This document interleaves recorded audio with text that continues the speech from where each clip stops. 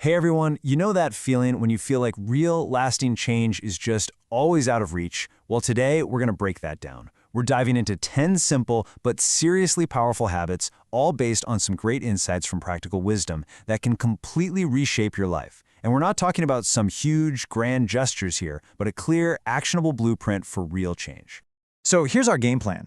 We've got these 10 habits, and we've organized them into 4 key areas that really build on each other. We're going to start with our internal world, our mindset. Then we'll move to our physical well-being, expand our horizons, and then wrap it all up by simplifying everything around us.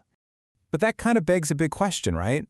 Is meaningful change about some massive, life-altering event? The source material says, nope. It doesn't start with quitting your job or moving to a new city. It actually starts right between your ears, with what's going on inside. And that's why it makes perfect sense that our journey kicks off right here, in our first section, Cultivating Inner Calm. This is the foundation. It's like, before you can change anything on the outside, you've got to get the internal framework right. It is all about mastering your own mindset. I mean, this quote just says it all, doesn't it? Your perception literally shapes your reality. If your thoughts are all cluttered and stressed out and negative, guess what? Your life is going to feel exactly the same way.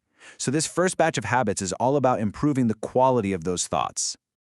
The first habit is meditation. And look, it's not about trying to empty your mind, which is impossible. It's really just about becoming an observer of your thoughts without judging them. And you don't need to sit on a cushion for an hour. Just a few minutes a day, maybe just focusing on your breath, can do wonders to clear out the mental clutter, dial down stress, and pull you right into the present moment. Okay, next up is gratitude. The source really points to this as a massive perspective shifter. It's basically about training your brain to see the good that's already in front of you.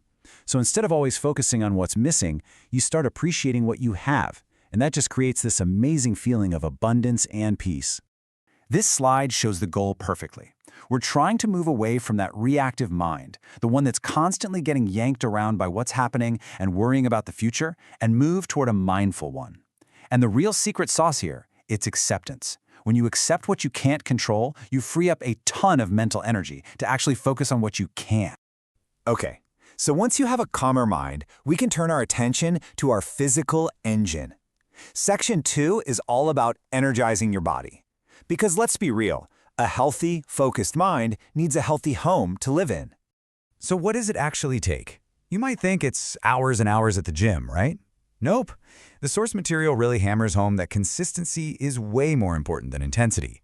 Just 30 minutes of daily movement, a quick walk, a bike ride, even just some stretching is enough to create a huge shift. And the benefits are just incredible. They go way beyond just physical health.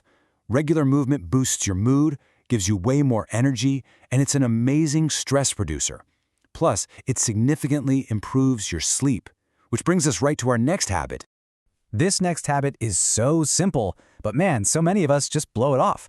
Getting 7 to 8 hours of quality sleep, it's just non-negotiable. That's when your body repairs itself, your brain sorts through memories, and you basically recharge for the next day. If you sacrifice sleep, you're just sacrificing your potential for tomorrow. All right, so once your mind is calmer and your body is more energized, it's time to turn your focus outward.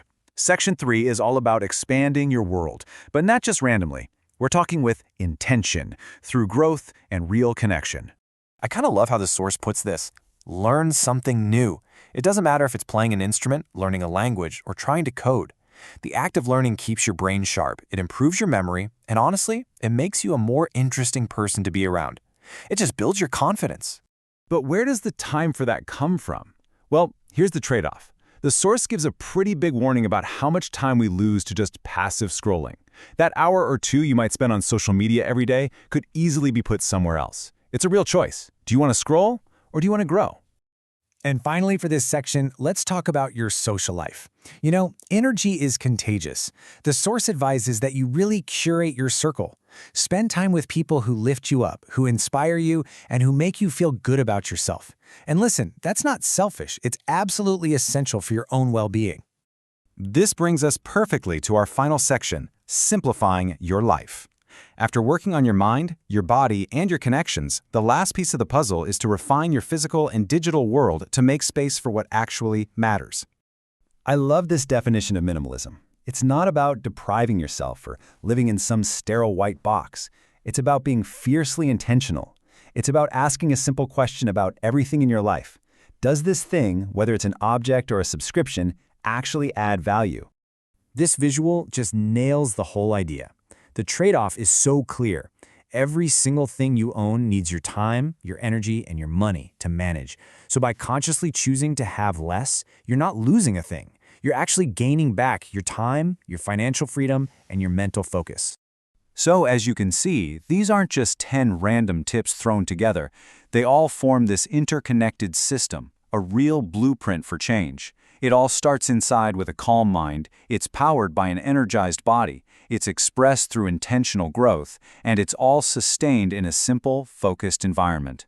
And that really brings us to the end. This isn't about trying to do everything all at once. It's about starting small. So the final question is for you. Looking at this entire blueprint, what's the one small, totally manageable thing you're going to do differently today to start reshaping your life?